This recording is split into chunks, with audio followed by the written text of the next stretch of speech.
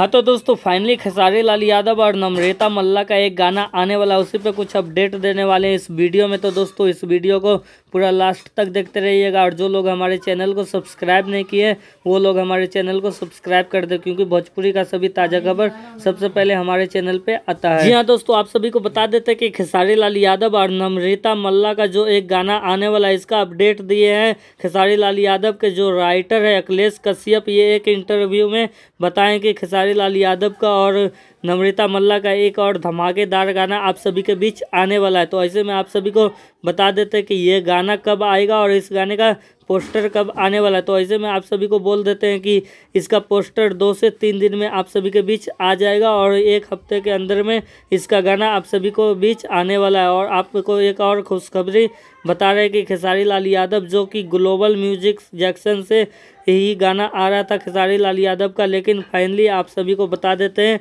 कि बहुत ही जल्द आप सभी के बीच सभी चैनल से खेसारी लाल यादव का गाना आने वाला है। ऐसे में दोस्तों आप सभी को कितना इंतजार है खेसारी लाल यादव का गाना के लिए, नीचे कमेंट करके बताएं। और इसी तरह का वीडियो देखने के लिए हमारे channel B1 Bhojpuri YouTube channel को सब्सक्राइब कर दे, क्योंकि भोजपुरी का सभी ताज़ा खबर इसी चैनल पे आता है।